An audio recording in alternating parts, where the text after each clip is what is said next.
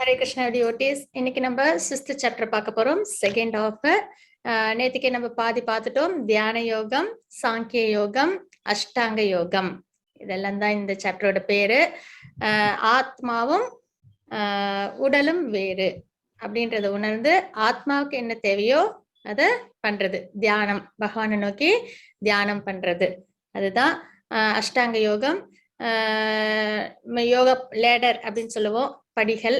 அதுல பாத்தீங்கன்னா கர்ம யோகா, ஞான யோகா, அஷ்டாங்க யோகா, பக்தி யோகா, இப்படி நம்ம வந்து பகவானோட நம்மள கனெக்ட் பண்ணிக்கலாம். யோகன்றது நம்மள பகவானோட கனெக்ட் பண்ணிக்கிற ஒரு சாதனம் அப்படின்றதெல்லாம் நேற்றுக்கு நம்ம பார்த்தோம்.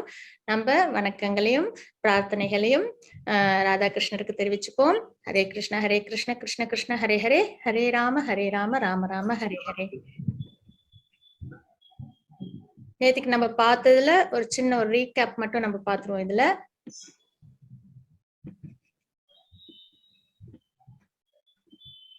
அஷ்டாங்க யோகம் அப்படின்றதுல பாத்தீங்கன்னா 8 அங்கம், லெவல்ஸ், அதுல லிம்ப்ஸ் அப்படின்னு சொல்லுவோம். அப்புறம் யோகம், கனெக்ட் பண்ணிக்கிறது 9 விதமா, அதாவது 8 விதமா நம்ம பகவானோட கனெக்ட் பண்ணிக்கிறோம் அஷ்டாங்க யோகத்துல. படிகள் அப்படின்னு சொல்லலாம். ஃபர்ஸ்ட் வந்து யமம். யமம்ன்றது வெளிப்புற பண்புகள், வெளியில உள்ள சுற்று சூழ்நிலைகள், அதெல்லாம் வந்து எப்படி இருக்கணும் அப்படின்றதுக்கான விஷயங்கள் இதுல கொடுக்கப்பட்டிருக்கும்.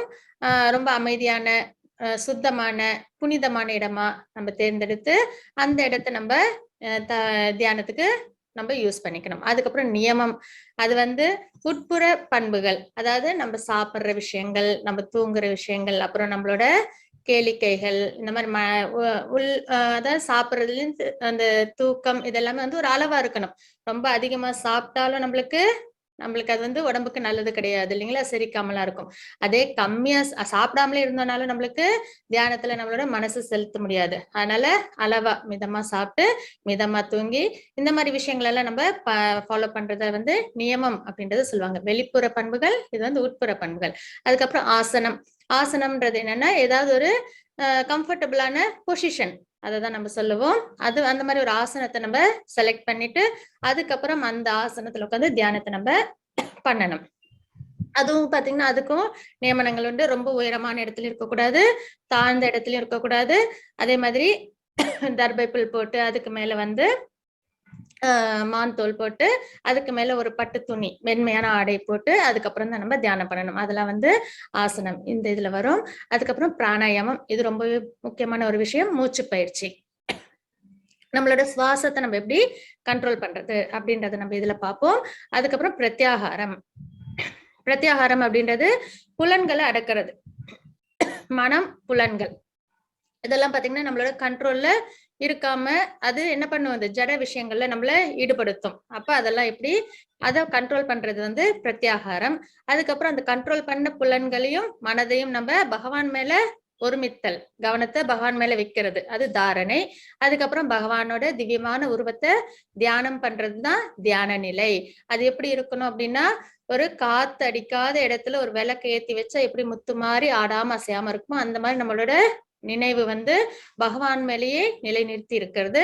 அதுக்கப்புறம் சமாதி நிலை, அது வந்து ஒருமித்தல், ஒருங்கிணைப்பு, அதாவது வெளியில என்ன நடக்குதுன்னே தெரியாது, அதுலயே அந்த சந்தோஷத்திலே நம்ம ஆழ்ந்து போயிடுறது, சமாதி நிலை அப்படின்றதுதான். இதெல்லாம் தான் அஷ்டாங்கங்கள் அப்படின்றது அஷ்டாங்க யோகாவோட ப்ராசஸ். இதுல நம்ம நேத்திக்கு சமாதி நிலை வரைக்கும் நம்ம பார்த்துட்டோம், சரிங்களா. இன்னைக்கு நம்ம அதுக்கப்புறம் என்ன அப்படின்றத நம்ம பார்ப்போம். இதுல பாத்தீங்கன்னா இதுக்கும் எக்ஸாம்பிள் கொடுத்திருக்காங்க. இதுல என்ன, எதுக்காக நம்ம இந்த மாதிரி எல்லாம் பண்றோம், அஷ்டாங்க யோகா என்னன்னா நம்மளோட புலன்கள், அதான் ஒரு லெவல்லயும் என்ன ஆகுது, ஒரு விஷயத்த நம்ம வந்து கண்ட்ரோல்ல கொண்டு வரோம் இல்லைங்களா. ஃபர்ஸ்ட் எடுத்த உடனே நம்ம வந்து வெளிப்புற இது எல்லாம் பாக்குறோம், கம்ஃபர்ட். அதுக்கப்புறம் உட்புற விஷயங்கள், உடம்புல வந்து நம்ம சாப்பிடுற அளவு, தூங்குற அளவு, இதெல்லாம் நம்ம பாக்குறோம். அதுக்கப்புறம் ஆசனம், கம்ஃபர்டபுளான பொசிஷன், இதெல்லாம் ஒரு படியா பாக்குறோம் இல்லைங்களா. பிராணாயாமம். அப்ப இந்த மாதிரி ஒரு படியா நம்ம மேல ஏறி அதாவது ஃபாலோ பண்ணி வர ப்ராக்ரஸ் ஆக ஆக நம்மளோட மைண்ட் எப்படி இருக்கும், ஃபோக்கஸ்டா இருக்கும். அதுக்கு எக்ஸாம்பிளா யாரெல்லாம் சொல்றாங்க அப்படின்னு பாத்தீங்கன்னா பாண்டவர்கள்.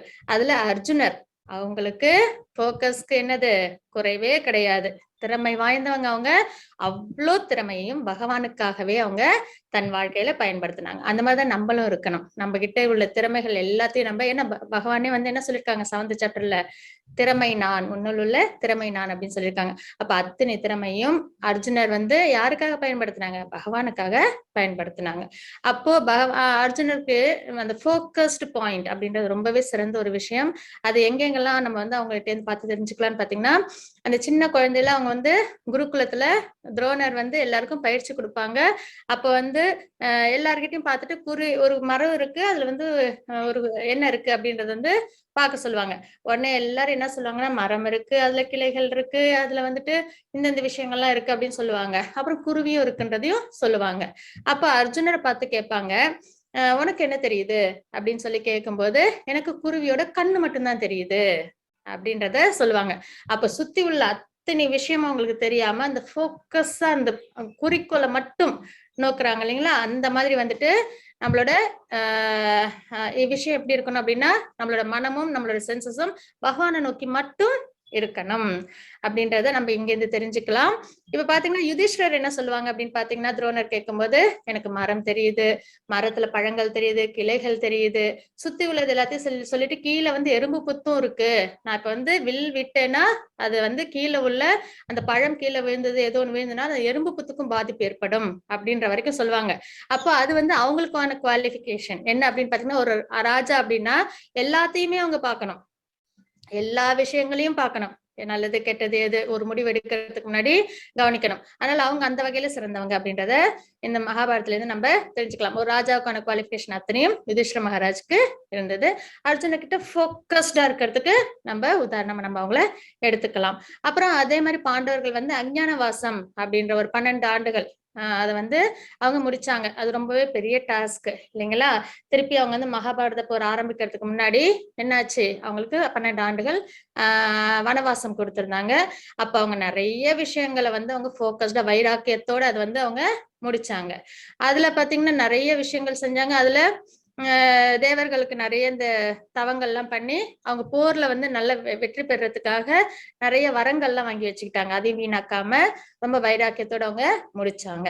அதே மாதிரி திரௌபதி சுயம்பரம் அப்பயும் பாத்தீங்கன்னா அர்ஜுனருக்கு வந்து என்ன பண்ணாங்க, ஒரு டாஸ்க் எல்லாருக்கும் கொடுத்திருந்தாங்க. அப்ப அர்ஜுனர் அந்த டாஸ்க் என்ன அப்படின்னு பாத்தீங்கன்னா, கீழே வந்து தண்ணி இருக்கும், மேல வந்து மீன் இருக்கும். அந்த தண்ணியில வர அந்த பிம்பத்துல உள்ள அந்த மீனோட கண்ணை வந்து இவங்க குறி வச்சு போக்கஸ் பண்ணி எய்ம் பண்ணணும். இதுதான். அப்போ சும்மா ஒரு கண்ணாடியில பார்த்தாலே நம்மளுக்கு வந்து அந்த மேல மீன் வரும்போது அது போக்கஸ் பண்றது கஷ்டம். தண்ணின்றது எப்பயுமே என்னது, காத்துல வேற அலைப்பாயும் இல்லைங்களா?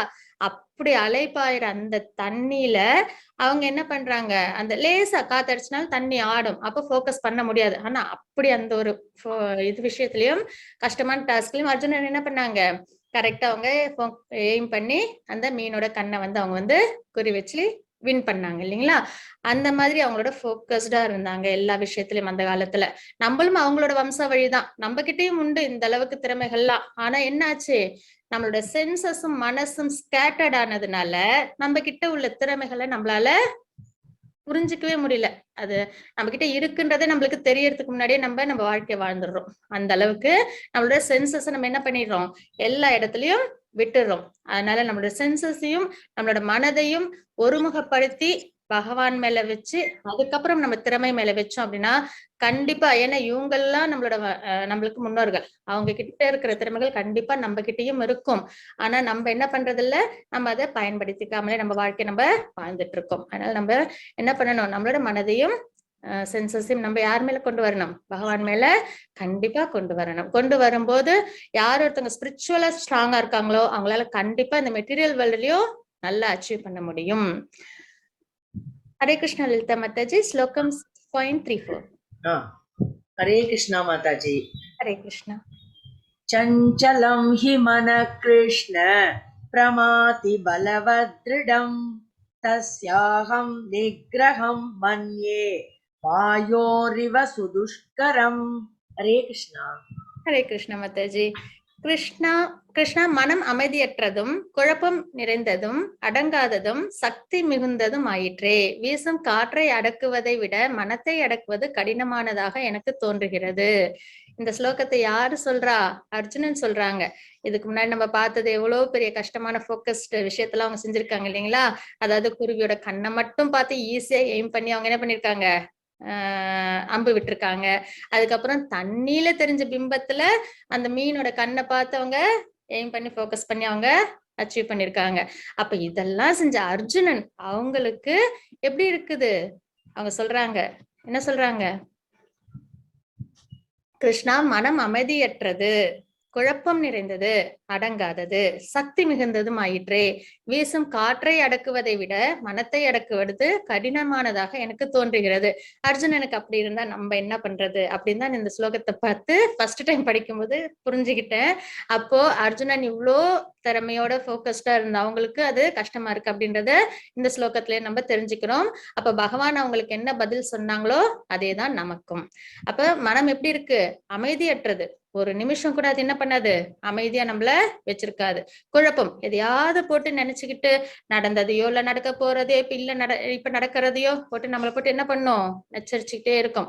அடங்காதது, அதெல்லாம் நினைக்காம இருக்கணும்னாலும் திரும்ப திரும்ப அதுலயே தான் போய் அது நம்மள நினைக்கும் வைக்கும் இல்லைங்களா? சக்தி மிகுந்தது, அந்த சக்தியை நம்ம நல்ல விதத்துல கொண்டு வரணும்.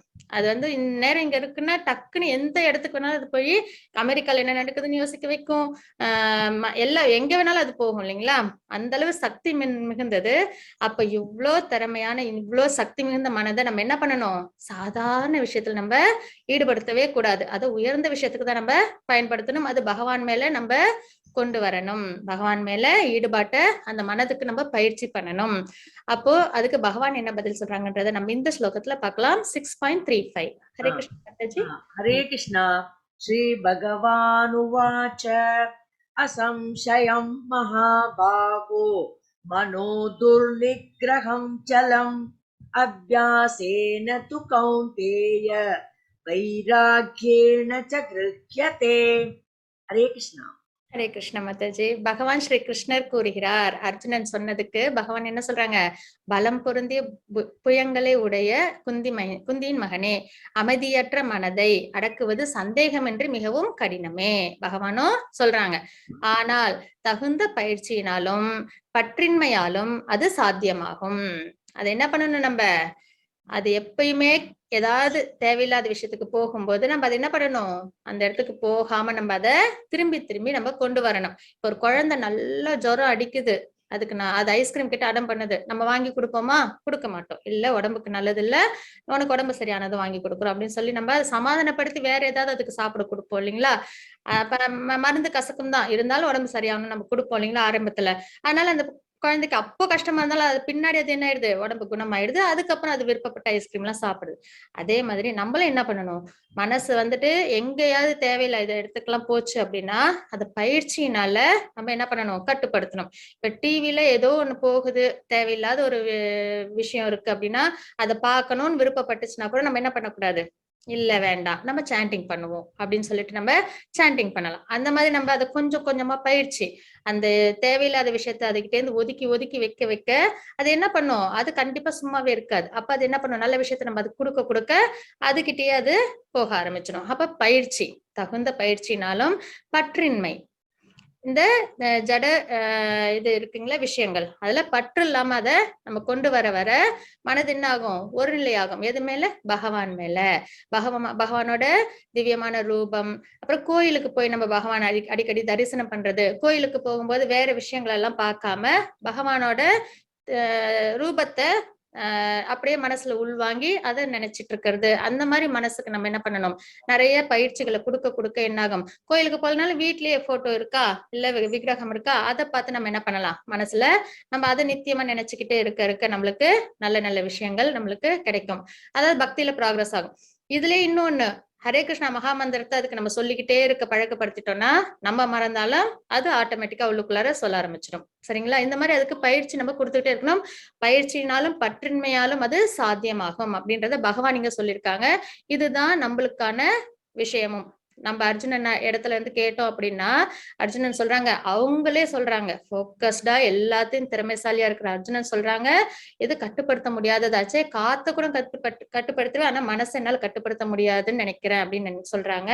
அப்ப அவங்களுக்கு பகவான் சொன்ன பதில் தான் நமக்கும். அப்ப நம்மளும் என்ன பண்ணணும், தேவையில்லாத விஷயங்களை நம்ம ஒதுக்கி வச்சுட்டு நல்ல விஷயங்கள்ல அப்போ நம்ம வந்துட்டு வெறும் பகவானை மட்டுமே நினைக்கணும்னா நம்மளோட கடமைகளை நம்ம செய்யணும். இப்ப அர்ஜுனன் போர் பண்ணாங்க, ராஜ்யத்துக்கு அவங்க அண்ணனுக்கு எல்லா விதமான ஹெல்ப்பும் பண்ணாங்க, குடும்பத்திலயும் இருந்தாங்க இல்லைங்களா. அந்த மாதிரி இருந்துகிட்டேதான் அவங்க பக்தியும் பண்ணாங்க. அதே மாதிரிதான் நம்மளும் குடும்பத்துல இருந்துகிட்டே நம்ம என்ன பண்ணணும், ஆனா தேவையில்லாத விஷயங்கள் நம்மளுக்கு பாபம்னு தோன்றதா அது செய்யக்கூடாது. அதுக்கப்புறம் நம்மளுக்கு அதனால ஒண்ணுமே இல்லை, இப்ப சும்மாவே காசிப் பண்ணிட்டு இருப்போம், அதெல்லாம் தேவையில்லாத விஷயம் இல்லைங்களா. அப்ப அந்த மாதிரி விஷயத்துல என்ன பண்ணிடலாம், நம்ம ஒதுக்கி வச்சுட்டு பகவான் மேல நம்மளோட கவனத்தை திசை திருப்பும் போது நம்மளுக்கு தேவையில்லாத சஞ்சலமும் ஏற்படாது, நம்ம தெளிவாகவும் இருப்போம், சந்தோஷமாவும் இருப்போம். அப்ப பகவான் சொன்னது நம்ம நமக்காக எடுத்துக்கணும். மனம் ஒரு நண்பனா அல்லது எதிரியா? நம்மளுக்கு எதிரின்றது எப்பயுமே வெளியிலேயே கிடையாது, ஃபர்ஸ்ட் என்னது நம்ம கிட்டதான். ஃபர்ஸ்ட் அதை நம்ம என்ன பண்ணிடணும், நம்ம கரெக்டா வச்சுக்கணும். அது என்ன அப்படின்னு பாத்தீங்கன்னா மனம். அது நம்மளுக்கு தேவையில்லாத விஷயத்துக்கு எடுத்துட்டு போச்சு அப்படின்னா அதை நம்ம கட்டுப்படுத்தி நம்ம என்ன பண்ணணும், நண்பனா மாத்திக்கிட்டு நம்ம வாழ்க்கையில நல்ல நல்ல விஷயங்களை நம்ம செய்யணும். பயஸ் ஆக்டிவிட்டி, டிவோஷனல் சர்வீஸ், இதெல்லாம் நம்ம செய்யணும். யோகாவில் வெற்றியை அடைய தவறும் ஒருவரின் இலக்கு என்ன? ஹரே கிருஷ்ண மாதாஜி. 6.4. ஹரே கிருஷ்ணா.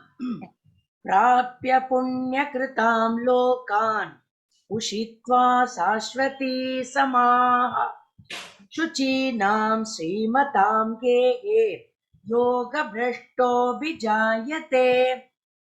ஹரே கிருஷ்ணா. ஹரே கிருஷ்ண மாதாஜி.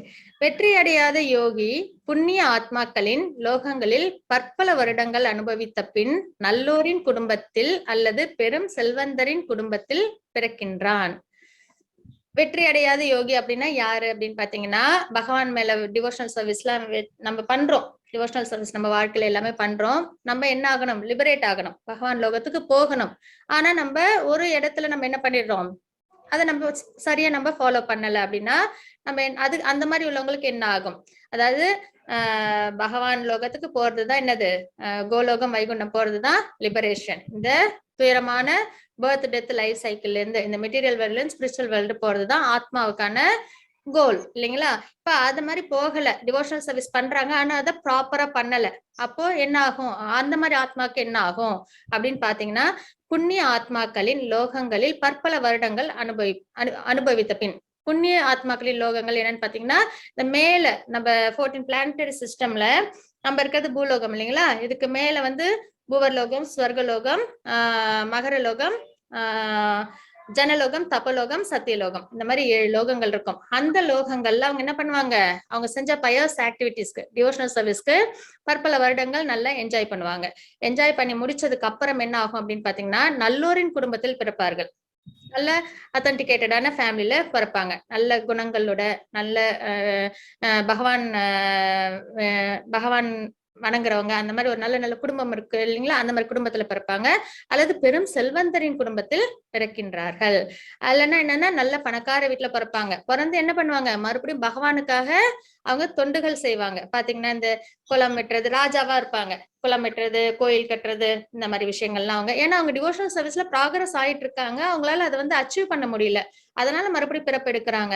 அப்ப என்ன ஆகும், மறுபடியும் அவங்களுக்கு பகவான் மேல்தான், டிவோஷனல் சர்வீஸ்ல தான் அவங்களுக்கு விருப்பம் ஏற்படும். அப்போ ராஜாவா பிறந்தாங்க அப்படின்னாலும் இந்த மாதிரி நிறைய கோயில் கட்டுறது, குளம் வெட்டுறது, அந்த மாதிரிலாம் இருக்கு இல்லைங்களா, பகவானுக்கான சம்பந்தப்பட்ட விஷயங்கள் செய்யற செல்வந்தர் குடும்பத்தில் பிறப்பாங்க. இல்லைன்னா வந்து நல்லோரின் குடும்பத்தில் பிறப்பாங்க.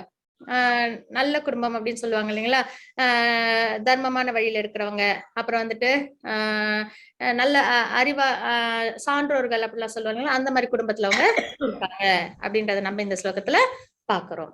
யோகாவில் வெற்றியை அடைய தவறும் ஒருவரின் இலக்கு என்ன? ஹரே கிருஷ்ணா. ஹரே கிருஷ்ணா. அத்தவா யோகினாமேவ குலே பவதி தீமதாம் ஏதத் விதுர்லபதரம் லோகே ஜன்ம யதீத்ருஷம். ஹரே கிருஷ்ணா. ஹரே கிருஷ்ண மாதாஜி. அல்லது நீண்ட கால யோக பயிற்சிக்கு பின் வெற்றி அடையாதவர் அறிவில் சிறந்து விளங்கும் ஆன்மீகங்களின் குடும்பத்தில் பிறப்பது உறுதி. அப்போ ஆன்மீகிகள் அப்படின்னா அதான் இந்த பரம்பரை அந்த மாதிரிலாம் வருது இல்லைங்களா, அது சம்பந்தமான விஷயத்துல அவங்க பிறப்பாங்க. குடும்பத்தில் பிறப்பது உறுதி. இத்தகு பிறவி நிச்சயமாக இவ்வுலகில் மிக அரிதானதாகும். அப்போ யார் ஒருத்தவங்க இந்த மாதிரி பகவானுக்கு அஷ்டாங்க யோகா இதெல்லாம் பயிற்சி எல்லாம் எடுத்து அவங்களால சக்சீட் ஆக முடியலையோ, அப்படி இருந்தாலுமே அவங்களுக்கு இறந்ததுக்கு பின்னாடி என்ன ஆகும்னா, அவங்க சொர்க்கத்துல போய் கொஞ்ச நாள் அனுபவிச்சுட்டு சந்தோஷங்களை திரும்பி இந்த பூலோகத்திலே பிறப்பாங்க. எப்படின்னா நல்ல ஒரு குடும்பத்துல, நல்ல பண்பான குடும்பத்துல, இல்லைன்னா வந்துட்டு ஆன்மீகத்துல ரொம்ப ஈடுபாட்டோட இல்ல குடும்பத்துல, இல்லைன்னா செல்வந்தர்களான குடும்பத்துல பிறந்து மறுபடியும் அவங்களோட ஸ்பிரிச்சுவல அவங்க வந்து லைஃப் வந்து அவங்க ப்ராக்ரஸ் பண்ணுவாங்க. சரிங்களா, இதுதான் அவங்களுக்கான ரிசல்ட்டா இருக்கும். யார் ஒருத்தவங்க கம்ப்ளீட்டா செய்ய முடியலையோ அந்த ஜென்மத்திலே, அந்த மாதிரி பட்டவங்களுக்கு அத பகவான் சொல்லியிருக்காங்க. ஹரே கிருஷ்ண மாதாஜி. 6.7. ஹரே கிருஷ்ணா. யோகினாமபி சர்வேஷாம் மத்கதேனாந்தராத்மனா ஸ்ரத்தாவான் பஜதே யோ மாம் சமே யுக்ததமோ மதஹ. ஹரே கிருஷ்ணா. மாதாஜி படிச்சுட்டு அது ஓம் தத் சத் அப்புறம் படிக்கிட்டா கம்ப்ளீட். படிச்சிருங்க மாதாஜி. ஓம் தத் சதிதி ஸ்ரீமத் பகவத்கீதாசு உபனிஷத்சு பிரம்ம வித்யாயாம் யோகசாஸ்திரே ஸ்ரீ கிருஷ்ணார்ஜுன சம்வாதே ஆத்ம சம்யம யோகோ நாம ஷஷ்டோத்யாயः. சர்வம் கிருஷ்ணார்ப்பணமஸ்து. ஹரே கிருஷ்ணா மாதாஜி. ஹரே கிருஷ்ண மாதாஜி. மேலும் எல்லா யோகிகளுக்கு மத்தியில் எவனொருவன் பெரும் நம்பிக்கையுடன் எப்போதும் என்னில் நிலைத்து தன்னுள் என்னை எண்ணி எனக்கு திவ்யமான அன்பு தொண்டு புரிகின்றானோ அவனே யோகத்தில் என்னுடன் மிகவும் நெருங்கியவனும் எல்லோரை விட உயர்ந்தவனும் ஆவான். இதுவே எனது அபிப்பிராயம் அப்படின்றத பகவான் இங்க சொல்றாங்க. ஆக்சுவலா என்ன சொல்றாங்கன்னா, எல்லா யோகிகளுக்கு மத்தியில் எவன் ஒருவன் பெரும் நம்பிக்கையுடன் எப்பொழுதும் என்னில் நிலைத்து தன்னுள் என்னை எண்ணி எனக்கு திவ்யமான அன்பு தொண்டு புரிகின்றானோ அவனே யோகத்தில் என்னுடன் மிகவும் நெருங்கியவனும் எல்லாரை விட உயர்ந்தவனும் ஆவான். இதுவே எனது அபிப்பிராயம். அப்படின்னு என்னது, மனசுல பகவானை நிலைநிறுத்தி எப்போதும் அவங்களே நினைச்சுக்கிட்டு அதுக்கப்புறம் அவங்களுக்கு அன்பு தொண்டு, இந்த இடத்துலதான் பக்தின்றது வருது. அன்பு தொண்டுன்றது என்னது, டிவோஷனல் சர்வீஸ் புரிகின்றானோ. ஏன்னா இதுக்கு அடுத்தது வர்றதெல்லாம் என்னது, பக்தி யோகா. அதாவது 6ல இருந்து 12வது சாப்டர் வரைக்கும், 7வது சாப்டர்ல இருந்து 12வது சாப்டர் வரைக்கும் பக்தி யோகா தான் நம்ம பார்க்க போறோம். அன்பு தொண்டு புரிகின்றானோ அவனே யோகத்தில் என்னுடன் மிகவும் நெருங்கியவனும் எல்லோரை விட உயர்ந்தவனும். அப்படின்னா என்னது, பக்தி யோகம் பண்றவங்க தான் இருக்கலே மிக உயர்ந்தவர்கள். அதாவது இந்த 4 யோகால கர்ம யோகா, ஞான யோகா, அஷ்டாங்க யோகா, பக்தி யோகா, அதுல மிகவும் உயர்ந்தது எதுன்னு பகவான் நீங்க சொல்றாங்க, பக்தி யோகம் அப்படின்றதா சொல்றாங்க. இதுவே எனது அபிப்பிராயம் அப்படின்னு பகவான் சொல்றாங்க. அப்ப அனைத்து யோகங்களும் பக்தி யோகம் என்னும் இலக்கை நோக்கி முன்னேறுகின்றன. நம்ம கர்ம யோகம் பண்ணாலும் சரி, ஞான யோகம் பண்ணாலும் சரி, பக்தி யோகம், அஷ்டாங்க யோகம், இது எது பண்ணாலுமே அது என்ன ஆகும், கடைசியில நம்மள பக்தியில தான் கொண்டு போய் விடும். ஏன்னா இப்ப நம்ம பார்த்தோம், கர்ம யோகம் நம்ம பார்த்தோம் இல்லைங்களா, அது நம்ம சாண்டிங் பண்றோம் அப்படின்னா அது ஒரு செயல். அது யாருக்காக பண்றோம், பகவானோட நாமத்தை உச்சரிக்கிறோம். அது என்ன ஆகுது, அப்ப பக்தி. அதே மாதிரி ஞானம், நம்ம வந்து பகவானை பத்தின நிறைய விஷயங்களை கேட்கிறோம், தெரிஞ்சுக்கிறோம் இல்லைங்களா. அப்ப அதுவும் நம்மளுக்கு பகவானோட என்ன ஏற்படுத்தும், ஒரு பந்தத்தை ஏற்படுத்தும். அதுவும் என்னது, பக்தியா மாறும். ஞான யோகத்தோட முதிர்ச்சி தான் பக்தி யோகம். அதுக்கப்புறம் அஷ்டாங்க யோகம், அதுல என்ன பண்றோம், பகவானோட திரு உருவத்தை நம்ம என்ன பண்றோம், நம்ம தியானிக்கிறோம். அப்ப அதுலயும் நம்ம என்ன பண்றோம், கடைசியில வர்றது பக்தி யோகம். அப்ப பக்தி யோகம் தான் இருக்கலே மிகவும் சிறந்தது அப்படின்றத பகவான் சொல்றாங்க. அப்புறம் ஒரு யுகத்துக்கும் ஒரு பிரிஸ்கிரைப் டியூட்டி உண்டு அப்படின்னு பார்க்கும்போது, சத்தியுகத்துல என்ன அப்படின்னு பாத்தீங்கன்னா, விஷ்ணுவை பற்றிய தியானம், மெடிடேஷன். ஏன்னா அந்த காலம் சத்தியயுகம் அப்படின்றது ரொம்பவே என்னது, பாபங்கள்லாம் இல்லாம நல்ல வந்துட்டு தர்மத்துல நல்ல சிறந்திருக்கும் அந்த யுகம். அப்புறம் அவங்களுக்கு 1 lakh பீரியட் லைஃப் ஸ்பேன். இப்ப நம்மளுக்கு 100 years சொல்றோம் இல்லைங்களா, அந்த மாதிரி அவங்களுக்கு எல்லாம் 1 lakh பீரியட் டைம்ஸ். அதுக்கப்புறம் பாத்தீங்கன்னா லைஃப் ஸ்பேன். அதுக்கப்புறம் பாத்தீங்கன்னா அப்போ தர்மம் சிறந்து விளங்கும். அந்த மாதிரி ஒரு நல்ல ஒரு யுகத்துல என்ன இது பிரிஸ்கிரைப் டியூட்டி அப்படின்னு பாத்தீங்கன்னா, விஷ்ணுவை பற்றிய தியானம். அவங்க என்ன பண்ணணும், எப்பயும் மெடிடேட் பண்ணிட்டே இருக்கணும், பகவானை நோக்கி அவங்க மெடிடேட் பண்ணணும். அதே திரேதா யுகம் அப்படின்னு பாத்தீங்கன்னா அதுல 10,000 இயர்ஸ் லைஃப் ஸ்பேன் அவங்களுக்கு. அதுல என்ன பண்ணுவாங்க அப்படின்னு பாத்தீங்கன்னா விலையுயர்ந்த யாகங்களே செய்வது. நிறைய யாகங்கள்லாம் நம்ம கேள்விப்பட்டிருக்கோம் இல்லைங்களா? அஸ்வமேத யாகம், புத்திர காமேஷ்டி யாகம், அந்த மாதிரி பகவானுக்குன்னு சொல்ல யாகங்கள்லாம் அந்த மாதிரி நிறைய இருக்கும் வேதங்கள்ல. அந்த மாதிரி யாகங்கள்லாம் செய்வாங்க. அதுவும் விலை உயர்ந்ததும் கூட, பொருட்களும் ரொம்ப தூய்மையானதா இருக்கும். கலப்படம் இல்லாத பொருட்களை வச்சு பிராமணர்களும் மந்திரங்கள்லாம் ரொம்ப நல்லா உச்சரிக்கிறவங்களா இருப்பாங்க, பிழை இல்லாம. அந்த மாதிரி யாகங்களை செய்வதுதான் திரேதா யுகத்தோட பிரிஸ்கிரைப் டியூட்டி, தர்மமா இருந்தது. அதுக்கப்புறம் துவாபர யுகத்துல என்ன அப்படின்னு பாத்தீங்கன்னா விரிவான கோயில் வழிபாடு. அதாவது வந்து தினமும் இப்ப கோயில் எல்லாம் பாத்தீங்கன்னா 6 கால பூஜைகள் எல்லாம் செய்வாங்க இல்லைங்களா? அந்த மாதிரி தினமுமே வந்து என்ன பண்ணணும், நம்ம பகவான வழிபாடு பண்ணணும். அந்த மாதிரி விஷயங்கள் பண்றதுதான் நம்ம துவாபர யுகத்துல நம்மளுக்கு பிரிஸ்கிரைப் டியூட்டி. ஆனா நம்ம இருக்கிறது கலியுகம். கலியுகத்துல துவாபர யுகத்துல அவங்க லைஃப் ஸ்பேன் எவ்வளவு அப்படின்னு பாத்தீங்கன்னா 1000 இயர்ஸ். சரிங்களா? அதனால அவங்களுக்கு இந்த மாதிரி ஒரு வழிபாடு. அதே நமக்கு கலியுகத்துல 100 இயர்ஸ் லைஃப் ஸ்பேனு. பகவான் மேல டிவோஷனல் சர்வீஸும் நம்மளுக்கு அவ்வளவு சீக்கிரத்துல வந்துடாது. அந்த அளவுக்கு நம்ம வேற வேற விஷயங்கள்ல நம்மளோட மனசு வந்து ரொம்ப விருப்பப்பட்டு இருக்கும். அப்போ இந்த மாதிரி ஒரு என்னது, அப்புறம் அதர்மம் எல்லாம் நிறைய நடக்கும். இந்த மாதிரிப்பட்ட கலியுகத்துல நம்ம என்ன செய்யணும் அப்படின்னு பாத்தீங்கன்னா, இவ்வளவு கஷ்டமான டியூட்டி எல்லாம் நம்மளுக்கு கிடையாது. நம்மளது இறைவனின் பெயர்களை உச்சரிக்கவும். இதுதான் நம்ம ஹரிநாமத்தை சொன்னாலே நம்மளுக்கு இவங்க எல்லாம் என்ன செஞ்சா முக்தி அடைஞ்சாங்களோ, அதை தியானம் பண்ணி யாகம் செஞ்சு அப்புறம் விரிவான கோவில் வழிபாடு இதெல்லாம் செஞ்சு அவங்களுக்கு என்ன கிடைச்சது, லிபரேஷன் கிடைச்சது இல்லைங்களா? அதே அளவு பலன் நம்மளுக்கு எப்போ வரும்? நம்ம பகவானோட நாமத்தை மட்டும் உச்சரிக்கும் போதே கலிகாலத்துல நம்மளால அடைய முடியும். அது நம்மளுக்கு கிடைச்ச வரப்பிரசாதம். அதனால பகவானோட நாமத்தை நம்ம நித்தியம் சொல்லணும். அதுக்கு மட்டும் நம்ம என்ன பண்ணக்கூடாது, முடியுது முடியல, இல்லைன்னா வந்து எனக்கு விருப்பம் இருக்கு விருப்பம் இல்லை, இதெல்லாம் நம்ம சாக்குப்போக்கு சொல்லாம நம்ம உச்சரிக்கணும். ஏன்னா தெரிஞ்சுக்கிட்டாச்சு இதுதான் வந்து நம்மளுக்கு நல்லது, இதுதான் மருந்து. நம்ம படுற கஷ்டங்களுக்கு மருந்து இதுதான் தெரிஞ்சிருச்சு. அதுக்கப்புறம் அதை நம்ம என்ன பண்ணிடணும், நம்ம அதை எடுத்து நம்ம அதை அமிர்தமா நம்ம மாத்திக்கிறது தான் நம்மளோட புத்திசாலித்தனம். அதுதான் மனம் ஒரு நண்பனா நம்மளுக்கு இருந்ததுன்னா அதை நம்மளுக்கு கண்டிப்பா அது என்ன பண்ணும், நம்மளுக்கு ஒத்துழைக்கும். சரிங்களா? இப்ப பாத்தீங்கன்னா இதுதான் வந்து ஒரு இடத்துக்கு நம்ம போகணும், அதாவது என்னது, ஸ்டெப்ஸ் வழியா போகலாம், மேல படிக்கட்டுல ஏறி, இல்ல லிப்ட்ல போவோம் இல்லைங்களா? அந்த மாதிரி இப்ப நம்ம வந்து பக்தியில நம்ம சீக்கிரமா சிறந்து நம்ம வந்து வளரணும் அப்படின்னா ஜபம், சங்கீர்த்தனம் இது பண்ணாலே நம்மளுக்கு என்ன வந்துடும், நம்மளுக்கு பக்தி மேன்மை அடைஞ்சிடும் சீக்கிரமாவே. படிக்கட்டுல ஏறி ஒண்ணா போறதுன்றது கர்மயோகா, ஞான யோகா, அஷ்டாங்க யோகா, பக்தி யோகா அப்படி போறது சிரமம் இல்லைங்களா கொஞ்சம். ஆனா நம்ம நாம சங்கீர்த்தனத்தை சொல்லி நம்ம என்ன பண்ணிடலாம், இதே மாதிரி நம்ம சீக்கிரமா நம்ம ஸ்பிரிச்சுவல் அழகா ப்ராக்ரஸ் ஆயிடலாம். அதான் என்னது அப்படின்னு பாத்தீங்கன்னா ஜபம், சங்கீர்த்தனம். ஹரே கிருஷ்ண கிருஷ்ண கிருஷ்ண ஹரே ஹரே, ஹரே ராம ராம ராம ஹரே ஹரே. அதுதான் பிரபு பார்த்தா நம்மளுக்கு கொடுத்திருக்காங்க. சைத்தன்ய மகாபிரபு கலிகாலத்துக்கு இதுதான் இருக்கலே சிறந்தது அப்படின்னு சொல்லி நம்மளுக்கு கொடுத்திருக்காங்க. அதை நம்ம புத்திசாலித்தனமா புடிச்சுக்கணும். சரிங்களா? வேத குறிப்புகள், சரி, சாண்டிங் பண்றதுதான் சிறந்ததுன்னு நம்ம பார்த்துட்டோம். அப்போ அதுக்குன்னு ஒரு சில ரெஃபரன்ஸ் இருந்தா நம்மளால இன்னும் ஈஸியா நம்ப முடியும் இல்லைங்களா? அதுதான் நம்ம இப்ப பார்க்க போறோம். For chanting the holy names of the Lord, இதுதான் சிறந்ததுன்னு பாக்குறதுக்கான வேத குறிப்புகள் இருக்கா? ஏன்னா ஸ்கிரிப்சர்ஸ்ல இருந்தாதான் நம்ம அதை வந்து நம்பணும். அதுதான் வந்து என்னது, நம்மள கரெக்டா நம்மள கைட் பண்ணும். அப்ப ஸ்கிரிப்சர்ஸ்ல என்ன இருக்கு அப்படின்றத நம்ம இங்க பார்க்க போறோம். வேத குறிப்புகள். இதி ஷோடசகம் நாம்னாம் கலி கல்மஷ நாசனம் நதத் பரதரோ உபாயः சர்வ வேதேஷு திருஷ்யதே. இதி ஷோடசகம் நாம்னாம் கலி கல்மஷ நாசனம் நதத் பரதரோ உபாயः சர்வ வேதேஷு திருஷ்யதே.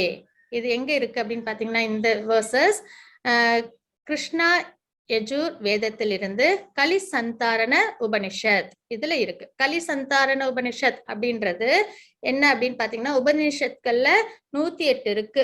அதுல பாத்தீங்கன்னா ஒண்ணு கலி சந்தாரண உபனிஷத். இதுல வந்து கலிகாலம் எப்படி இருக்கும் அப்படின்றது தெரிஞ்சுக்கணும்னா இந்த உபனிஷத் பார்த்தா நம்மளுக்கு தெரிஞ்சிடும். இதை படிச்சோம் அப்படின்னா நம்மளுக்கு தெரிஞ்சிடும். ரொம்ப வேணாம், நம்ம வந்துட்டு கலிகாலம் அப்படின்னு சொல்லிட்டு எப்படி இருக்கும் அப்படின்றத கூகுள்ல சர்ச் பண்ணீங்கனாலே இந்த கலி சந்தாரண உபனிஷத்துல இருந்து ஒரு சில கோட்ஸ் எடுத்து போட்டிருப்பாங்க இஷ்கான் டிசேட்ரியில. அதுல பார்த்தாலே தெரிஞ்சிடும். எப்படின்னா ரொம்ப குவாரல், சண்டை போடுறதுக்கு ரொம்பவே விருப்பப்படுவோமா இந்த இந்த கலியுகத்துல உள்ளவங்க எல்லாரும். அதுக்கப்புறம் வந்து ஹிப்போக்ரசி, பாசாங்கு பண்றது, அதுக்கப்புறம் வந்து அதர்மம் அதர்மம் வந்து சர்வசாதாரணமா நடக்கும். அப்போ இந்த மாதிரி விஷயங்கள்லாம் அப்புறம் நம்மளுக்கு லைஃப் ஸ்பேன் கம்மி, நம்மளுக்கு மந்த புத்தி அதுவும் வந்து அதுல போட்டிருக்கு. எதுவுமே வந்து இப்ப நம்ம வேதங்கள்ல நம்ம வந்து படிச்ச உடனே நம்மள அந்த காலத்துல வேதங்கள்ல இப்படி சொன்ன உடனே எல்லாரும் புரிஞ்சுப்பாங்க. சத்தியுகத்துல உடனே அதை அப்படியே ஃபாலோ பண்ண ஆரம்பிப்பாங்க. ஆனா இப்ப நம்மளுக்கு வேதங்கள் எவ்வளவு படிச்சாலும் நம்மளுக்கு அவ்வளவு ஈஸியா நம்மளுக்கு அண்டர்ஸ்டாண்ட் ஆகாது இல்லைங்களா? அந்த மாதிரி வந்துட்டு மந்த புத்தி இது வந்து இதெல்லாம் வந்து கலிகாலத்தோட அடையாளம் அப்படின்றதே கலி சந்தாரண உபனிஷத் படிச்சோன்னா நம்மளுக்கு தெரிஞ்சிடும். அதனாலதான் இந்த காலத்துல அதர்மம் எல்லாம் நடக்கிறத பார்த்துட்டு ஏன் அதர்மம் நடக்குது நம்ம கேட்கவே வேணாம். இப்ப பாவக்க கசக்கும் அப்படின்னு நம்மளுக்கு தெரியும் இல்லைங்களா? அதே மாதிரிதான் கலிகாலத்துல அதர்மம் தலை தூக்கி இருக்கும். அந்நேரத்துல வந்துட்டு ஏன் அதர்மம் இருக்குன்னு நம்ம கேட்டோம்னா பாவக்காய் ஏன் கசக்குதுன்ற மாதிரிதான் அர்த்தம் ஆயிடும். அதனால இதை நம்ம என்ன பண்ணணும் அப்படின்னா, நம்ம அதர்மம் பண்ணாம முடிஞ்ச வரைக்கும் எல்லாருக்கும் நம்ம வழியில நல்லதை செஞ்சுட்டு பகவானை நம்ம தியானம் பண்றது சிறந்த வழி. அதுதான் நம்ம செய்ய வேண்டிய ஒரு விஷயமா இருக்கும்.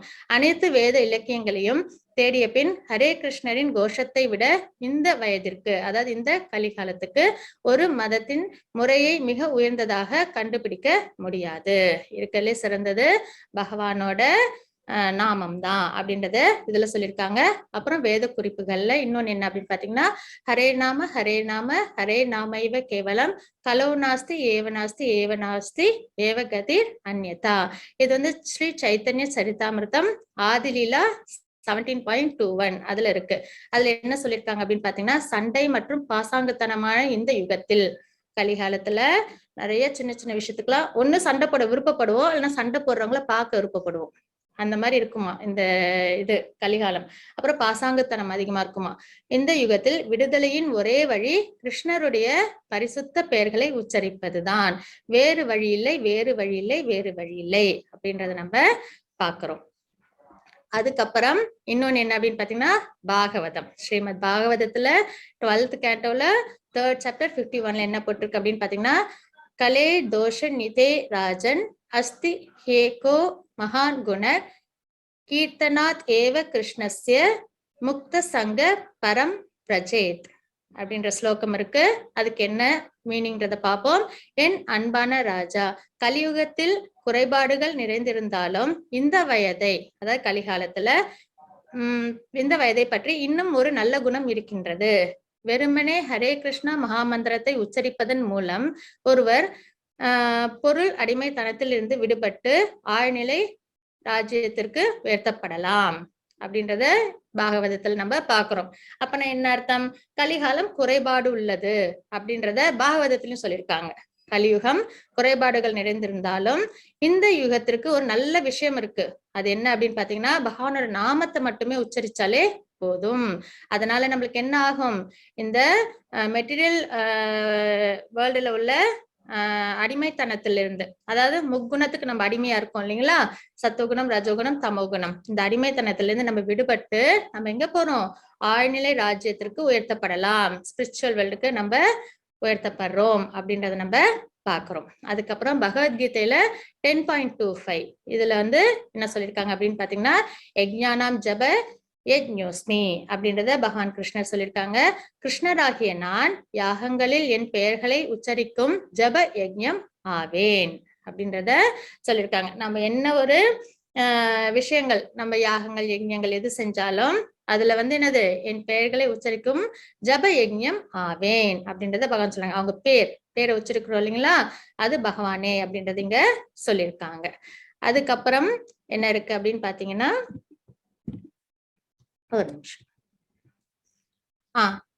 ஸ்ரீ சைத்தன்ய சரிதாமிர்தம் அந்திலீலா 20.16ல என்ன இருக்கு அப்படின்னு பாத்தீங்கன்னா, நானாம் ஆஹாரி பகுதா நிஜ சர்வ சக்திஸ் தத்ரார்பிதா நியமிதா ஸ்மரேணேன கலாஹா ஏதத் த்ருஷிதவா கிருபா பகவான் மாமபி துர்தைவம் ஈதி ருஷம் இஹா ஜனி நானுராகஹா அப்படின்ற ஒரு விஷயம் இருக்கு, ஒரு ஸ்லோகம். அதுல என்ன அதுக்கு அர்த்தம் நம்ம பார்ப்போம். என் ஆண்டவரே, கடவுளின் உயர்ந்த ஆளுமை உங்கள் புனித பெயரில் வாழும் நிறுவனத்திற்கு அனைத்து நல்ல அதிர்ஷ்டங்களும் உள்ளன. எனவே உங்களுக்கு கிருஷ்ணா மற்றும் கோவிந்தா போன்ற பல பெயர்கள் உள்ளன. உங்கள் பெயர்களை நீங்கள் அந்த பெயர்களின் முதலீடு செய்துள்ளீர்கள் மற்றும் அவற்றை நினைவில் கொள்வதற்கு கடினமான மற்றும் வேகமான விதிகள் எதுவும் இல்லை. இதோட என்ன அர்த்தம் அப்படின்னு பாத்தீங்கன்னா, கிருஷ்ணா கோவிந்தா அப்படின்னு நம்ம சொல்றோம் இல்லைங்களா, அந்த மாதிரி சொல்ற வார்த்தைக்கு அர்த்தம் என்ன அப்படின்னா, கிருஷ்ணா பேர் வேற பகவான் வேற இல்ல. கலிகாலத்துல பகவானோட பேரை உச்சரிக்கிறதே பகவானே நம்ம கிட்ட இருக்கிறது. அதாவது பேர்லயே பகவான் இருக்காங்க. பகவத்கீதை புக்கு, அதாவது பகவத்கீதை பாகவதம் கிரந்தாவதாரம் சொல்லுவாங்க. புக்கின் வடிவுல நம்ம கூட இருக்காங்க. நம்மளுக்கு தேவையான விஷயங்களை நம்ம கூட இருந்து நம்மளுக்கு கைட் பண்றாங்க அப்படின்றதெல்லாம் நம்ம பாக்குறோம் இல்லைங்களா. அதுதான் இங்க சொல்லியிருக்காங்க. கிருஷ்ணா கோவிந்தா அப்படின்னும் போது அந்த இடத்துல யார் இருக்காங்க? கிருஷ்ணா நிதர்சனம் அங்க இருக்கிறாங்க. கோவிந்தா அப்படின்னு கூப்பிடும்போது பகவான் நித்தியமாங்க அந்த பேர்லயே நம்ம கூட இருக்காங்க அப்படின்றத இந்த வேர்சஸ்ல இருந்து நம்ம பாக்குறோம். சரிங்களா. அதுக்கப்புறம் இந்த அத்தியாயத்தோட சுருக்கம் அப்படின்னு பாத்தீங்கன்னா, அஷ்டாங்க யோகாவில் முன்னேறுதல், அது எப்படி நம்ம அஷ்டாங்க தியான யோகத்துல முன்னேறது அப்படின்றத விஷயங்கள் நம்ம பார்த்தோம். அஷ்டாங்க யோகாசனத்தின் நிலைகள், அதாவது 8 நிலைகள் இருக்கு இல்லைங்களா, அந்த 8 நிலைகள் என்னென்ன அப்படின்றத நம்ம பார்த்தோம். ஏன் மனத்தை கட்டுப்படுத்த வேண்டும் அப்படின்றத நம்ம பார்த்தோம். ஏன்னா மனதை கட்டுப்படுத்தினாதான் நம்மளால என்ன பண்ண முடியும், போக்கஸ்டா நம்மளால ஸ்பிரிச்சுவலா ப்ராக்ரஸ் ஆக முடியும். அதை பத்தி பார்த்தோம். தோல்வியுற்ற யோகிகளின் இலக்கு என்ன அப்படின்றத பார்த்தோம். ஒருத்தவங்க ப்ராக்ரஸ்ல இருக்காங்க, ஆனா அவங்களால அச்சீவ் பண்ண முடியல, சமாதி நிலை வரைக்கும் அவங்களால போக முடியல, அது பாதிலே அவங்களால அதை செய்ய முடியாம விட்டுடுறாங்க. அப்படின்னா அவங்களோட இலக்கு என்னன்னா, சொர்க்கத்துல போய் பல வருடங்கள் அவங்க சந்தோஷங்களை அனுபவிச்சுட்டு அதுக்கப்புறம் என்ன பண்ணுவாங்க, மறுபடியும் இந்த பூலோகத்துல நல்ல குடும்பத்துல பிறப்பாங்க, இல்லைன்னா செல்வந்தர் குடும்பத்துல பிறப்பாங்க, இல்லைன்னா ஆன்மீகவாதிகளின் குடும்பத்துல பிறப்பாங்க. நல்ல பிறப்பு அவங்களுக்கு கிடைக்கும். டிவோஷனல் சர்வீஸ் பண்ணா மட்டும் நம்மளுக்கு தாழ்வு ஏற்படவே படாது. நம்மளுக்கு அதாவது உயர்வு தான் ஏற்படுமே தவிர நம்மளோட பிறவிகள்ல நம்மளுக்கு தாழ்வு ஏற்படவே அந்த மாதிரி ஒரு விஷயமே இருக்காது. சரிங்களா. அதுக்கப்புறம் பக்தி யோகி மிக உயர்ந்த யோகா, அதாவது பக்தி யோகா தான் இருக்கலே மிக சிறந்தது அப்படின்றத பகவான் நம்மளுக்கு சொல்லியிருக்காங்க. இதெல்லாம் தான் நம்ம பார்த்தோம். அப்ப இங்க பக்தி யோகம் தான் இருக்கலே சிறந்ததுன்னு சொல்லிட்டாங்க இல்லைங்களா.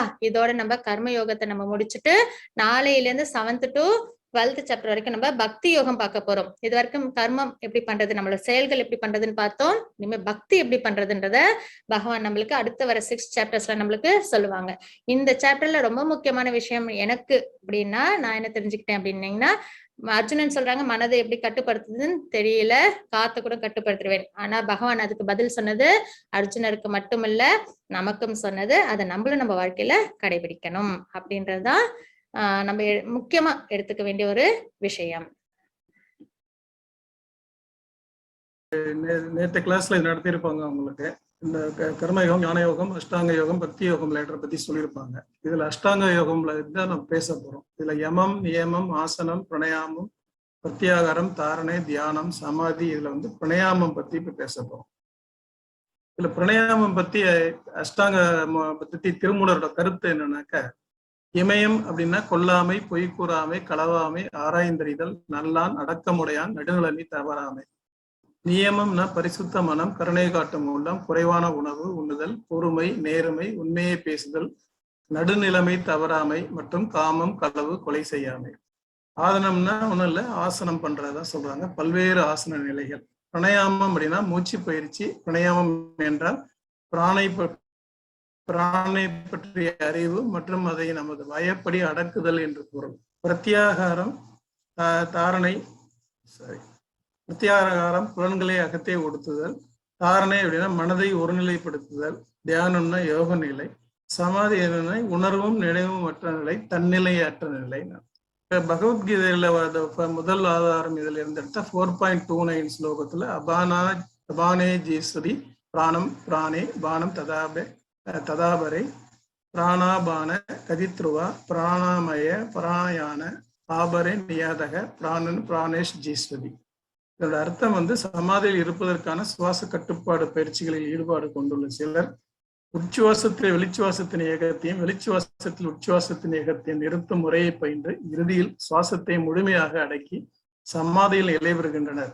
வேறு சிலர் உணவு கட்டுப்பாடுகளை மேற்கொண்டு வெளிச்சுவாசத்தோடு கூடிய யோகமாக அர்ப்பணிக்கின்றனர். இதோட பொருளுரை என்னன்னாக்க, பிரபுபாதா சொல்லியிருக்கிற பொருளுரை சுவாசத்தினை கட்டுப்படுத்தும் இந்த பயிற்சி பிரணயாமம் என்று அழைக்கின்றனர். புலன்களை அடக்குவதற்கான ஆன்மீக உணர்வில் முன்னேறுவதற்காகவும் சிபாரிசு செய்யப்படுகிறது. பூரக, கும்பக, ரோசக என 3 நிலைகள் ஒரு சேர பயிலப்படுகிறது. கும்பக யோகத்தை பயின்ற யோகிகள் வாழ்வு காலத்தை நெடுங்காலத்துக்கு நீட்டிக்கின்றனர். அதே இதை திருமந்திரத்துல திருமூலர் இது மாதிரி சொல்லியிருக்காரு. ஏறுதல் பூரகம் 2 வாமத்தால், ஆறுதல் கும்பகம் 64, ஊறுதல் 32 ரோசகம், மாறுதல் ஒன்றின்கண் வஞ்சகமானே. பூரகம் அப்படிங்கிறது ஏறுதல் அப்படின்னா மூச்சு இழுக்கிறது உள்ளர. ஈரட்டுனா 2 16 மாத்திரை அளவு மூச்சை இழுக்கணும். ஆறுதல் அப்படின்னா உலர அடைக்கிறது, மூச்சை இழுத்துட்டு வெளியே விடாம ஹோல்ட் பண்றத கும்பகம்னு சொல்றாங்க. அது 64 மாத்திரை அளவு ஹோல்ட் பண்ணணும். ஊறுதல் அப்படின்னாக்க வெளியில மூச்சை விடுறது 32 ரோசகம். அதாவது இங்க 16, இங்க 32, 64 இந்த ரேஷியோ மெயின்டைன் பண்ண அவ்வளவுதான். 32 மாத்திரை அளவு பண்றது ரோஷகம். மாறுதல் ஒன்றின்கண் வஞ்சகம். இது லெஃப்ட் ரைட் நாசில் மாற்றி மாற்றி பண்றது தான் அவர் சொல்றாரு. இதுக்கான ஒரு கிராஃபிக்கல் ரெப்ரசன்டேஷன் இது. இதுல திஸ் பாயிண்ட், இந்த பாயிண்ட்ல லென்ஸோட எம்டி பாயிண்ட் மூச்சை இழுக்கிறோம்னு வச்சுங்க. பூரகம் 16 மாத்திரை அளவு மூச்சை இழுக்கணும். அப்புறம் 64 மாத்திரை அளவு மூச்சை உள்ள அடக்கணும். அப்புறம் 32 மாத்திரை அளவு மூச்சை வெளியே விடணும். திரும்ப 64 மாத்திரை அளவு மூச்சை உள்ள இழுக்காம எம்டி லென்ஸ் அப்படியே ஹோல்ட் பண்ணணும். இது கம்ப்ளீட் சைக்கிள். ஒரு மாத்திரை, இப்ப நான் மாத்திரைன்னு சொல்றேன், இதோட அளவு என்ன? ஒரு மாத்திரைங்கிறது ஒரு கன்சிமிட்டும் நேரம் அல்லது விரல் சொடுக்கும் நேரம். இதுதான் இந்த பிராணாயாம யோகத்தோட பேசிக். இதுக்கு என்ன கனெக்ஷன் என்ன இருக்கு? இப்ப மகாமந்திரத்துக்கும் பிரணயாமத்துக்கும் என்ன இணைப்பு இருக்கு அப்படின்னு பார்த்தா, கிருஷ்ணா என்று உச்சரிக்க 4 மாத்திரைகள் தேவை, ராமா என்று உச்சரிக்க 4 மாத்திரைகள் தேவை, ஹரே என்று உச்சரிக்க 4 மாத்திரைகள் தேவை, ஹரே கிருஷ்ண கிருஷ்ண கிருஷ்ண ஹரே என்று உச்சரிக்க 8 சிலபல் இருக்கு, இன்டூ 4 32. அதே மாதிரி ஹரே ராம ராம ராம ஹரே என்று உச்சரிக்க 32 மாத்திரை தேவை. இப்ப முழு மந்திரம் உச்சரிக்க 64 மாத்திரைகள் தேவை. அதுதான் கும்பகம். கும்பகம் பண்ணும்போது முழு மந்திரம் உச்சரிக்கலாம். பாதி மந்திரம் உச்சரிக்க 32 தேவை. அது பூரகத்துக்கு யூஸ் பண்ணிக்கலாம். அதில் பாதி உச்சரிக்க 16 மாத்திரை. அது ரோசகம் ரெஃபரன்ஸ் எடுத்துக்கலாம். ஜஸ்ட் டைமிங் ரெஃபரன்ஸ்க்கு தான் எனக்கு சொல்லியிருக்கேன். அடுத்தது மகாமந்திரின் உச்சரிப்பில் பிராணாயாமம் எப்படி வருது? மூச்சை உள்ளிழுப்பது பூரகம். ஹரே கிருஷ்ண அப்படி சொன்னா 16 மாத்திரை அந்த அளவுக்கு, அந்த டைமிங்க்கு மூச்சை உள்ள இழுத்தா போறோம். மூச்சை உள்ள அடக்குவது உள்கும்பகம், முழு மந்திரம், அதாவது 64 மாத்திரை. மூச்சை வெளிவிடுவது வெளிக்கும்பகம், பாதி மந்திரம் 32 மாத்திரை. மூச்சை இழுக்காமல் அடக்குவது, திரும்ப மூச்சை இழுக்காமல் உள்ள அடக்கிறது உள்கும்பகம், முழு மந்திரம் 64 மாத்திரை. மூச்சை இழுக்கும் போதும் அண்டு விடும் போதும் பாம்பு சீறுவது அண்டு ஊறுவது போல இருக்கும்போது, மூச்சை இழுக்கும் போது எப்படி இருக்கணும் அப்படின்னு பாம்பு சீர்ற மாதிரி இருக்கணும். மூச்சை விடும்போது மெல்ல அப்படின்னு விடணும். அதனால டபுள் த டைம் 16 மாத்திரை, 32 மாத்திரை. கண் பார்வை எப்படி இருக்கணும்? ஊசி பார்வை மாதிரி இருக்கணும். கையில ஊசி வச்சுட்டு ஒரு நூலை கோக்கும்போது எப்படி கொஞ்சம் டிஸ்டன்ஸ்ல வச்சு பார்ப்போம். அப்ப அந்த ஊசி கோக்கும்போது நம்ம மூக்கோட நுனி தெரியும். அதுதான் ஊசி பார்வைன்னு சொல்லுவாங்க. இரு கண்களாலும் நாசி நுனி நோக்குதல். தலை குளியாமல் ஜபமாலையை பார்த்து ஜபம் செய்யும் போது நமக்கு நாசியின் நுனி தெரியும். இந்த கண் பார்வை இந்த மாதிரி இருக்கணும். இதெல்லாம் இந்த பொசிஷன்ல பண்ணணும் நம்ம இது பிராணாயாமத்தை மகாமந்திரம் சொல்லும் போது.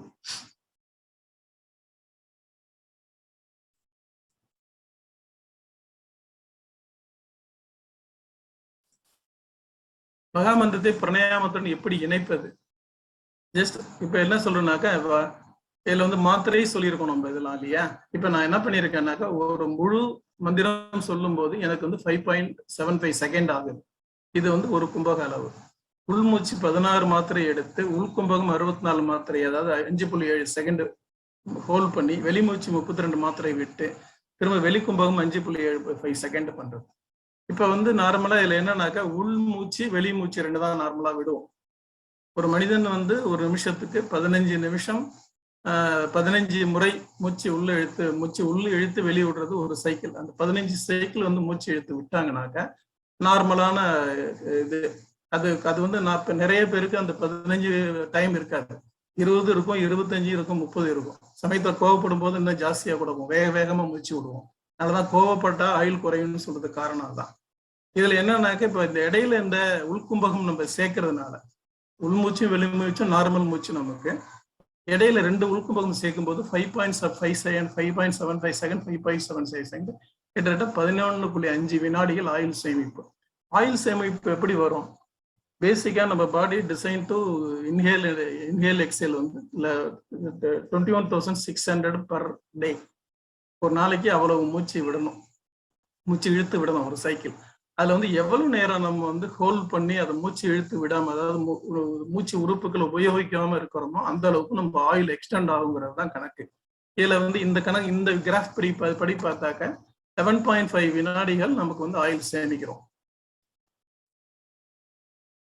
மகாமந்திரம் உச்சரிப்பதன் மூலம் ஆயுள் காலம் எப்படி நீடிக்கிறது? ஒரு கும்பகத்திற்கு 5.7 வினாடிகள் ஆகிறது. ஒரு பிரணயாமத்தின் சேமிப்பு 11.5 வினாடிகள். ஒரு நாளைக்கு 108 × 16 / 2னா 864 பிராணாயாமம் பண்றோம் நம்ம. ஒரு நாளைக்கு சேமிக்கப்பட்ட ஆயுள் காலம் 2.76 மணி. ஒரு நபர் 5 வயதில் மகாமந்திரம் உச்சரிக்க ஆரம்பித்தால் இந்தியரின் சராசரி ஆயுட்காலம் 69.4 வருடம் என்றால் மகாமந்திரம் உச்சரிக்க கிடைக்கும் ஆண்டு 65.4 ஆண்டுகள். மொத்த வாழ்நாள் 65.4 ஆண்டுகளுக்கு ஒரு நாளைக்கு 2.7 மணி நேரம் சேமிப்பு என்றால் கிட்டத்தட்ட 76.92 ஒரு இயர். 16 சுற்றுகளுக்கு ஆயுள் காலம் 69.4க்கு பதிலாக 77 ஆண்டுகள் ஆகும். 32 சுற்றுகளுக்கு 82 ஆண்டுகளாகும். 48 சுற்றுகளுக்கு 92 ஆண்டுகளாகும். 64 சுற்றுகளுக்கு 100 ஆண்டுகளாகவும் நீடிக்கிறது. எனவே மகாமந்திரம் மூலம் பிரணயாமம் செய்து வாழ்வு காலத்தை நீடிக்க முயல்வோமாக. இப்ப வந்து வாழ்வு காலத்தை உடம்பு நீடிக்கிறத பத்தி நம்ம பேசிட்டு இருக்கோம். அடுத்தது வந்து உடம்பினை விட்டு உயிர் நீங்குமாய் என்ன செய்வார்? மண்கலம் கவிழ்ந்த போது வைத்து அடுக்குவார், வெண்கலம் கவிழ்ந்த போது வேணும் என்று பேணுவார், நன்கலம் கவிழ்ந்த போது நம்கலம் கவிழ்ந்த போது நாரம் என்று போடுவார், என் கலந்து நின்ற மாயம் என்ன மாயம் ஈசனை. மண்பானை கவிழ்ந்து உடைந்து போனால் அது தேவைப்படும் என அடுத்து அடுக்கி வைப்பார்கள். வெண்கலப்பானை விழுந்து நசுக்கி போனால் அது வேண்டும் என்று பாதுகாப்பார்கள். ஆனால் நமது உடம்பை விட்டு உயிர் போய் கிடக்கும் போது அதனை பிணம் என்று இழந்து அது கிடந்தால் நாரும் என குழி வெட்டி அதை போட்டு முடிவிடுவார்கள். இப்படி ஒரு காசுக்கும் உதவாத எஞ்சான் உடம்பில் நின்று ஆட்டுவித்த மாயம் என்ன மாயம் ஐயா என்ற என்று இதுக்கு அர்த்தம். ஊரெல்லாம் கூடி ஒடுக்க எழுதிட்டு பேரினைக்கு பிணம் என்று பெயரிட்டு சூரியங்காட்டிடை கொண்டு போய் சுட்டிட்டு நீரில் மூழ்கி இடைப்பு மீந்தார்களே. என்ன அர்த்தம்? நம்ம உடம்பு விட்டு உயிர் போயிடுச்சுன்னா எவ்வளவு அழகான பேர் வச்சிருந்தாலும் பிணத்தை இப்போ எடுக்க போறோம்னா கேட்பாங்க, பேரை சொல்லி கேட்க மாட்டாங்க. நமது உயிரை விட்டு உடல் நீங்கி நமது நிலை இதுவே. இந்த மாதிரி உடலை இப்படி பேன்றது, எப்படி இது வளர்க்கறது பற்றி ஃபர்தரா பேசலாம். உடம்பை உயிரை ஏன் வளர்க்க வேண்டும்? உடம்பார் அழியில் உயிரார் அழிவர், திறம்பட மெய்ஞானம் சேரவும் மாட்டார். உடம்பை வளர்க்கும் உபாயம் அறிந்தே உடம்பை வளர்த்தேன் உயிர் வளர்த்தேன். அதாவது திருமூலர் என்ன சொல்றாருன்னா, உடம்புக்குள்ள வந்து இறைவன் இருக்கிறத அறிஞ்ச பிறகுதான் அவர் வந்து உடம்பு வளர்க்க ஆரம்பிச்சான். உடம்பினை முன்னம் இழுக்கென்றிருந்தேன், உடம்பினுக்குள்ளே உருபொருள் கண்டேன், உடம்பினுள்ளே உத்தமன் கோயில் கொண்டான் என்று உடம்பினை யானை இருந்து ஓம்பு கொண்டேனே அப்படின்னார். அதாவது உடல் போனால் அறிவு போகும், உடல் இருந்தால் உயிர் இருக்கலாம், உயிர் இருந்தால் அறிவும் இருக்கும், அறிவு இருந்தால் மெய்ஞானம் சேரலாம். ஆக மொத்தத்துல உடம்பு தான் ஆதாரம் எல்லாத்துக்குமே. அதை பேஸ் பண்ணி தான் உயிர் இருக்கும், உயிர் இருந்தால் தான் அறிவு இருக்கும், அறிவா இருந்தால் தான் மெய்ஞானம் போகும், மெய்ஞானம் சேர முடியும் அப்படின்னு சொல்றாரு. கும்பயோக பயிற்சியின் மூலம் ஒருவன் தன் ஆயுள் காலத்தை ஆன்மீக உணர்வில் பக்குவமடைவதற்காக நீட்டிக்க முடியும். புத்திசாலி யோகி அடுத்த பிறப்புக்காக காத்திருக்கலாமல் ஒரே வாழ்வில் கும்பகத்தின் மூலம் தனது வாழ்வை பற்பல வருடங்கள் நீட்டித்து ஆன்மீக நிலையை மேம்படுத்திக் கொள்கிறார். சரி, உடம்ப வந்து வாழ்வை நீட்டிக்கிறோம். வாழ்வை நீட்டிச்சாலும் வந்து நோய் இல்லாம இருக்கணும்ல, அதுக்கு என்ன செய்யறது? நோய் இல்லாம இருந்தாதான் அந்த வாழ்வை நீட்டிக்கிறதுனால நமக்கு ஏதாச்சும் அந்த லைஃபை என்ஜாய் பண்ண முடியும். அப்ப என்ன சொல்ல, புறப்பட்டு புக்கு திரிகின்ற வாயுவை நெறிப்பட உள்ளே நிம்மலம் ஆக்கியல் உறுப்பு சிவக்கும் உரமும் கருக்கும் புறப்பட்டு போகான் புரிசடையானே. அது உள்ளிருந்து புறப்பட்டு வெளிப்போய் மீண்டும் உட்புகுந்து திரிகின்ற உயிர்ப்பினை மூச்சு பயிற்சி மூலம் முறைப்படி தடுத்து உள்ளிருத்தி பெருமான் அருளால் தூய்மையாக்கி ஒழுக வல்லாருக்கு உயிருக்கு உயிராய் உடன் நின்று விளங்கும் பெருமானும் உள்ளிருப்பதன்றி புறப்பட்டு போகான். அவன் போகனாயில் உடனுள் உரையும் ஆயுறுயிரும் போகாது, ஆரியோரும் நிற்கவே உடலும் வழியாது, முறைப்படி பழகின் வயோதிகருக்கும் உறுப்பு சிவக்கும் ரோமம் கறக்கும். அதாவது இது பண்றதுனால வந்து நமக்கு அந்த இது இளமையே திரும்புங்கிற மாதிரி சொல்றாரு. முத்தாதி என்று தமிழ்ச்சித்த மருத்துவத்திலும் திரிதோஷா என்ற ஆயுர்வேதத்திலும் பேசப்படும் இந்த வாதம் பித்தம் கபம் 3 விஷயங்களைத்தான் மிகினும் குறையினும் நோய் செய்யும் நூலோர் வழிமுதலா எண்ணிய 3 என்று நம் திருவள்ளுவர் அடிப்படையில் சொல்லியிருக்காரு. சரி, இப்ப இந்த வாத பித்த கபத்தை எப்படி கண்ட்ரோல் பண்ண முடியும் நம்ம இந்த இதுபடி அப்படிங்கிறத பார்க்கலாம். அஞ்சனம் போன்று உடலை அருமந்தியில் வஞ்சகவாத மறுமத்தியானத்தில் செம்சிறு காலையில் செய்திடல் பித்து வரும் நஞ்சு வரச் சொன்னோம் நரைதிரை நாசமே. அதாவது இந்த மாலை வேளையில் மகாமந்திரம் பிரணயாமம் பயின்றால் கபம் அகலும். மதிய வேளையில் மகாமந்திரம் பிரணயாமம் பயின்றால் வாதம் நீங்கும். காலை வேளையில் மகாமந்திரம் பிரணயாமம் பயின்றால் பித்தம் நீங்கும். வாதம் நம் உடலின் இயக்கத்தையும் தசை மூட்டுக்கள் எலும்பு இவற்றின் பணியை சீரான சுவாசத்தை சரியாக மலம் கழிப்பதை எல்லாம் பார்த்து கொள்ளும். பித்தம் தன் வெப்பத்தால் உடலை காப்பது இரத்த ஓட்டம், மன ஓட்டம், செரிமான சுரப்பிகள், நாளமில்லா சுரப்பிகள் போன்ற அனைத்தையும் இயக்கும் வேலையை பார்க்கும். கபம் உடலெங்கும் தேவையான இடத்தில் நிறுத்துவத்தையும் வைப்புத்தன்மையும் கொடுத்து எல்லா பணிகளையும் தடையின்றி செய்ய உதவியாக இருக்கும். வாதம், பித்தம், கபம் மூன்றும் சரியான கூட்டணியாக பணிபுரிந்தால்தான் உடல் இயக்கம் சீராக நடக்கும். அதற்கு உணவு மிகவும் முக்கியம். நோயற்று வாழ குளிர்ச்சியை குறைத்து உணவை அளவோடு எடுத்துக்கொள்ள வேண்டும். அளவான உணவு என்பது என்ன? அரை வயிறு உணவு, கால் வயிறு நீர், கால் வயிறு காற்று என்பதே இந்த கணக்கு. ஸ்ரீ சைத்தன்ய சரிதாமிர மாதுலீலா 17.21 என்ன சொல்லியிருக்காரு? ஹரே நாம ஹரே நாம ஹரே நாம கேவலம் கலைய நாஸ்திய நாஸ்திய நாஸ்திய நாஸ்திய கதிர் அந்நியதே சொல்லியிருக்காரு. அதாவது சண்டை மற்றும் பாசாங்கத்தனத்தில் இந்த யுகத்தின் விடுதலையின் ஒரே வழி கிருஷ்ணனுடைய பெயர் சுத்த பெயர்களை உச்சரிப்பதுதான். வேறுவது இல்லை, வேறுவில்லை, வேறுவில்லை சொல்லியிருக்காரு. அதே அகத்தியர் என்ன சொல்லியிருக்காரு? நொந்துடலும் கிளமாகி தளர்ந்த பின் நோயில் நடுங்கிடும் போது, ஜீவ நாடிகள் நைந்திடும் போது, மனம் என்னிடுமோ தெரியாது தெரியாது இன்று சிந்தை கசிந்தவனை கூவுகிறேன் அருள் செய்திடுவாய் ஹரி நாராயணா. நீடு கபம் கோளை ஏழை நெருக்கி என் நெஞ்சை அடைத்திடும் போது, விக்கி நாவும் குளறிய போது, மனம் என்னிடமோ தெரியாது நான் அன்று கூவிட இன்றழைத்தேனே ஆண்டருளிவாய் ஹரி நாராயணா. ஐம்பொறியும் கரணங்களும் வாயுவும் ஆடி அடங்கிடும் போது, இந்த நாவி பிரிந்திடும் போது, மனம் என்னிடமோ தெரியாது இன்று நம்பி உனைத்தொழுதே அழைத்தேன் ஜெகநாராயணே ஹரி நாராயணா. உற்றவர் பெற்றவர் மற்றவர் சுட்டம் ஒவ்வொன்றிடும் போது, வேறு ஓசைகள் ஓய்ந்திடும் போது, மனம் என்னிடமோ தெரியாது இன்று பற்றி உனை பணிந்தேன் அழைத்தேன் ஆபத்தாந்தவனே ஹரி நாராயணா. என் பொருள் என் மனை என்பதெல்லாம் என் எல்லை என்றாயிடும் போது, மனை என்னிடமோ தெரியாது நீ அன்று வரும் பொருட்டின் அழைத்தேன் அருளச்சேதனே ஹரி நாராயணா. வந்தம தூதர் வளைத்து பிடித்தனை வாவென்றழைத்திடும் போது, மனம் என்னிடமோ தெரியாது அந்த அந்தியம் நீ வரை இன்றழைத்தேன் சச்சிதானந்தனை ஹரி நாராயணா ஹரி நாராயணா ஹரி நாராயண நாராயண ஹரி நாராயணா. இதனாக இறந்து இறப்புல கூட இவ்வளவு பிரச்சனை வருமா? அவ்வளவா சொல்ல முடியாது. கோடை அடைக்கும். தீர்க்கம்லாம் சுத்தி நின்று சத்தம் போடுவாங்க. சாக போறோமே சொல்லி சத்தம் போடுவாங்க. இப்போ நம்ம பொருள் பொண்ணு எல்லாத்தையும் விட்டுட்டு போகணும். யமதூதர்கள் நம்ம அழைச்சிட்டு போகும்போது அந்த நேரத்தில் நம்மளால சொல்ல முடியுமோ தெரியாது நமக்கு. அதனாலதான் என்ன சொல்றாங்கன்னாக்கா, இப்பயே அதை பழகிக்கிங்க. ஒரு டெய்லி இந்த மகாமந்திரத்தை சொல்லி சொல்லி சொல்லி சொல்லி ராமநாமத்தையும் கிருஷ்ண ஜாமத்தையும் ஜெபிச்சுக்கிட்டே இருந்தோம்னாக்க கடைசியில நிச்சயமா மரணப்படுக்கையில கூட நம்மளால சொல்ற பாக்கியம் கிடைக்கும். மாதாஜி கூட இப்ப 7.3 இதுல சொன்னாங்க. ஆமா 30th ஸ்லோகத்துல சொன்னாங்க, என்னை அறிந்து என்னை பற்றிய உணர்வுடன் இருப்பவர்கள் மரண நேரத்திலும் கூட பரம புருஷனான என்னை அறிய முடியும் சொல்றாங்க. அதாவது இந்த உரையின் மூலம் இப்ப என்ன தெரிஞ்சுக்கிட்டோம்? நம்ம ஹரே கிருஷ்ணா ஹரே கிருஷ்ணா ஹரே கிருஷ்ணா ஹரே கிருஷ்ணா கிருஷ்ண கிருஷ்ணா ஹரே ஹரே ராம ராம ராம ஹரே என்ற மகாமந்திரத்தை இறுதிமூச்சு வரை உச்சரித்து பகவான் நாமத்தை மணியில் பகித்து மரணப்படுக்கையிலும் உச்சரிக்கும் பாக்கியம் அடைவோம். இது முக்கியமானது சாராம்சம். இது பழக பழக பழக மரணப்படுக்கையில நம்மளால நிச்சயமா உச்சரிக்க முடியும். எவ்வளவு பிரச்சனை இருந்தாலும் மரணப்படுக்கையில எவ்வளவு இடைஞ்சல் இருந்தாலும் நம்மளால சொல்ல முடியும். சொன்னாக்க நம்ம கிருஷ்ணர் பாதர விந்தங்களை அடைய முடியுங்கிறது பொருள். அடுத்தது மகாமந்திரத்துடன் பிரணயாமத்தை இணைத்து நோயற்ற வாழ்வு நீண்ட ஆயுள் பெற்று ஆன்மீக நிலையில் உயர்வு அடைவோம். சாத்வீக உணவை கிருஷ்ணருக்கு படைத்து அந்த பிரசாதத்தை உண்டு உள்கும்பகம் வெளிக்கும்பகத்தை யோகமாக அர்ப்பணித்து கிருஷ்ணரின் பூர்ண அருள் பெற்று நீடித்த ஆயுள உபயோகித்து புத்திசாலித்தனமாக இன்னொரு பிறகுக்காக காத்தில்லாமல் ஆன்மீக நிலையை மேம்படுத்திக் கொள்வோம். இப்போ கேட்கலாம், நான் வாழ்வை நீட்டிச்சு நான் என்ன பண்ண போறேன் அப்படின்னு கேட்கலாம் சில பேர். அந்த வாழ்வை நீடிக்கிறது எதுக்கு அப்படின்னாக்கா, திரும்ப இந்த உணர்வுகளை எல்லாம் கட்டுப்படுத்தி அந்த இந்த வாழ்விலேயே நம்ம இந்த பிறவியிலேயே நம்ம கிருஷ்ணரை அடைகிறதுக்கு வழி பண்ண, அதுதான் புத்திசாலித்தனம் சொல்றாங்க. சர்வம் கிருஷ்ணார்ப்பணம். என்னுடைய உறவை கேட்டதுக்கு ரொம்ப நன்றி. ஹரே கிருஷ்ணா ஹரே கிருஷ்ணா.